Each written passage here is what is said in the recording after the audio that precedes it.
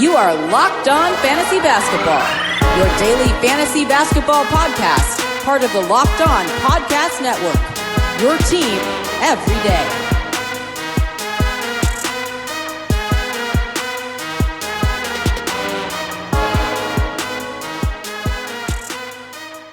Hello and welcome to the Locked On Fantasy Basketball podcast brought to you by Basketball Monster. My name is Josh Lloyd and I am the lead fantasy analyst at basketballmonster.com and at Yahoo Sports Australia. And you can find me on Twitter as always at redrock_bball and on Instagram at Locked On Fantasy Basketball. Today we are looking at players who may be drop candidates in fantasy basketball leagues. Michael Bolton.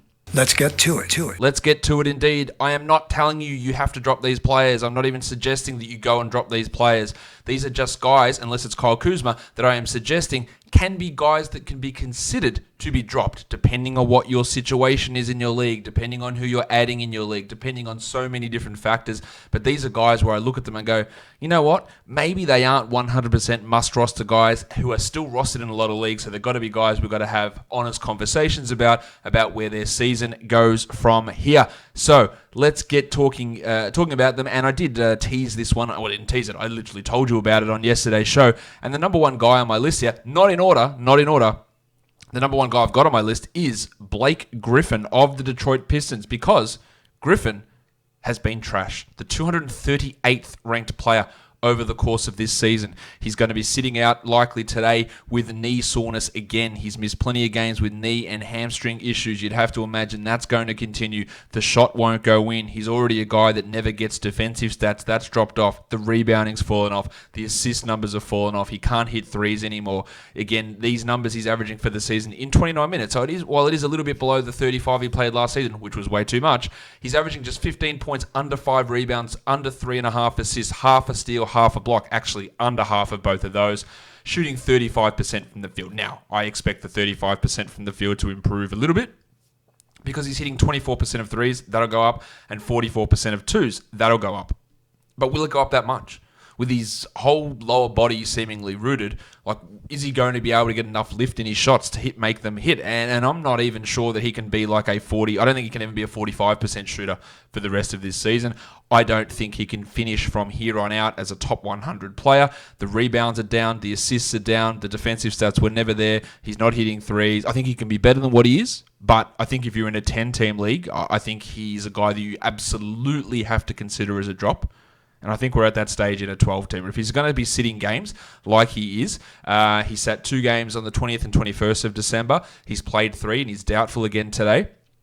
Yeah, minutes limited, shots won't go in, lack of peripherals. We love what Blake's done over the course of his career, and he was fantastic last season as the 38th best player and has had 6-7 consecutive top 50 seasons. I think more than that, actually. Yeah, really, really strong numbers. But I think at where we are with his career, age almost 31, turning 31, I think it's over for him in terms of being a consistent fantasy guy, at least for this season.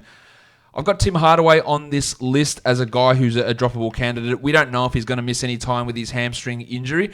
But even if he misses one game, I think that's an auto drop. He's not a guy who is a must-roster guy under the best of circumstances. He is rostered in 67% of competitive leagues using our advanced metric, 45% of leagues on Yahoo. A lot of people holding on because they like the name, they like what he's done at times in the past. But realistically, he's the 180th best player this season. He's going to be streaky. He's going to be up and down. He's fine if you're looking for a points boost or a three-pointers boost. He's going to give you very little in other areas, and he can be a real deficit in your field goal percentage situation. So if he misses any time here, that is proof. I said at the start, these aren't guys you automatically drop. I think Hardaway is an auto drop. If he has to miss any time with a hammy, his upside's just not that good.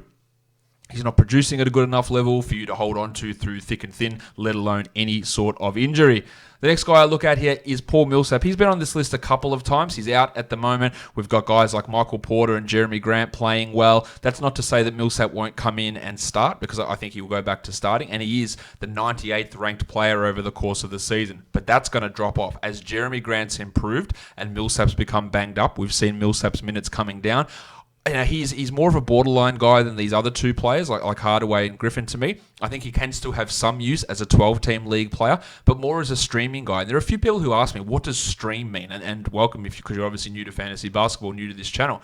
Stream means you just grab the guy, you use him for 1 or 2 games, and you move off him when he doesn't play and you get someone else in, so maximizing games played out of that spot. It's not someone you grab and hold on to under every circumstance. You just add them for a couple of games when they're hot, when injuries strike, when their schedule makes it make sense for them, and then you piss them off. That's what streaming means, and I think that's where Millsap falls into that sort of a territory.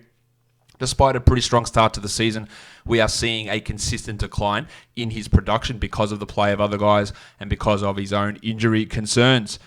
I think this is the first time that Barrett Jr. has appeared on this list. Now, Barrett is going to start for the rest of the season. I don't think we should have too many concerns about that, but he's the 267th ranked player this season. He's up and down in terms of production and minutes. He lacks volume in terms of his three-point shooting. His percentages are atrocious. His defensive stats aren't great. Assists and rebounds are okay, but they're not fantastic. He's not a high-volume scorer. There are just a lot of negatives with his game. Now, in a points league, he's a significantly better player than in a categories league, and in that sort of situation you might want to hold, but the negative effect he has on your percentages means that most likely he does more harm than good, and the inconsistency in those other areas mean that holding him, especially in a 10-team or anything shallower, it's impossible to do.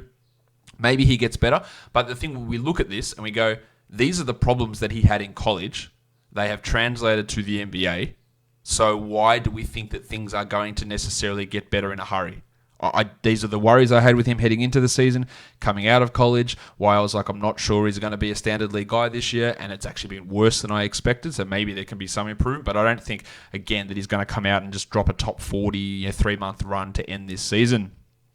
Enes Kanter I've got on this list because he is rostered in far too many leagues. Now, at the moment, he does have that stream value because Vincent Poirier and Rob Williams are out, so Kanter and Daniel Tice are getting the minutes, but Kanter's rostered in 75% of competitive leagues. It just seems too much. He's the 176th ranked player this season in 17 minutes, and that is undoubtedly fantastic. Like that's fantastic. But you look at a guy like, say, DeAnthony Melton, who is rostered in 26% of competitive leagues, plays 17 minutes a night, and is ranked better than Kanter this season. So there's a real discrepancy. It's a real name brand type scenario for Kanter, where people are rostering him based on what he has done in the past, whereas that opportunity, it's really, unless Tice goes down, it's never going to get better for Kanter at the moment in terms of playing time. He can help you in points and rebounds in low amounts. He can help you with percentages, but we know the deficiencies in other areas.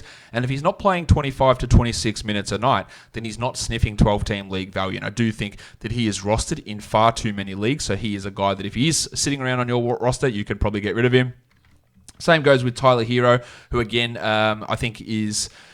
Victim is not the right word, but is definitely buoyed by name recognition, by white boy swag, whatever you want to call it. And I feel dirty just saying the word swag. But he is rostered in 84% of competitive leagues. This is a bloke that, despite the injuries in Miami, is still just the 140th ranked player over the course of the season. And I think that is going to get worse when Winslow eventually returns. We've seen it already with Goran Dragic back. There just isn't that. He's just not diverse enough in his game to justify holding. And things are likely going to get worse before they get better unless other injuries strike. Fine, in a 14-team league, you can hold him. Even then, I'm not sure it's a must. In a 16-teamer, no worries. You can stream him if you're looking for maybe a boost in points or threes, but even then, he's inconsistent. To me, he is rostered in far too many leagues. 62 Yahoo, 84 competitive league roster percentage. The next guy we look at is his teammate, of course, Kendrick Nunn. He is a hold over hero to me, but we've seen it over the last couple of games that his numbers have dropped off. At the beginning of the season, he was putting up top 60 numbers, and I couldn't have stressed enough to you on this podcast that I said he was a sell high and he would drop out of standard league consideration at some point. Well, now his overall fantasy rank for the season is outside the top 100, and that's without Winslow returning, who is going to take some of those point guard minutes. Nunn has been significantly impacted by the return of Dragic. Some of that hot shooting at the beginning of the season has fallen off. Some of his steal numbers and assist numbers from the beginning of the season have fallen off. And while he's fine as a rookie, and it's great to have a starting player as a rookie contributing on a really good team, that's fantastic for Nunn. A lot of the stuff that made him a great fantasy option at the beginning of the season has predictably started to fall off. And again, I'm not dropping him over a hero. If I've got like a hero on my team, or a Kanter or Millsap or Hardaway, I would drop all those guys before Nunn, but he is absolutely trending in this direction. And if there's someone out there you go, I've absolutely got to have this bloke, the situation's great for him, and Nunn's your worst player, then I don't think you should have too many qualms about getting rid of him off your roster. Same goes for JJ Redick, who had a really hot start to this season. And with all the injuries in New Orleans, found himself in a larger role. Josh Hart was out, Lonzo Ball was out. At times, Brennan Ingram missed some time, and Redick was putting up big numbers. He's the 122nd ranked player over the course of the season. I don't think he's going to be a top 150 guy from here on out. We've already seen his minutes start to drop down as Etuan Moore's taking that playing time. Hart's back, Lonzo's playing more, and eventually Zion's going to come back, which means more Ingram at the 3, which pushes more or fewer minutes to Redick. He could get traded to another team as well, which might see him in a similar to smaller role. At this point, he's just a 3-point streamer. That's really all he's providing. He gives some good free throw numbers, and that's it. But he is not a must-roster guy, and the trend is definitely in the negatives for him at the moment. Unless there's injuries again and he has to push back to 30 minutes, he is not going to be a regular 30-plus minute-a-night guy for the Pelicans. And the last guy is Myles Bridges of the Charlotte Hornets. I had confidence in Bridges that he could take a leap forward this season, that given the opportunities in Charlotte as a starting guy to play 30-plus minutes, to take shots, that he would step up. Now, he was a guy, if you go back, which why would you, but if you go back and listen to the podcast at the end of last season when he was elevated at the start as a starter, I wasn't all that keen on him. I thought, well, what is this guy doing that's all that exciting? But what he did provide was good percentages. He got blocks and steals and hit threes.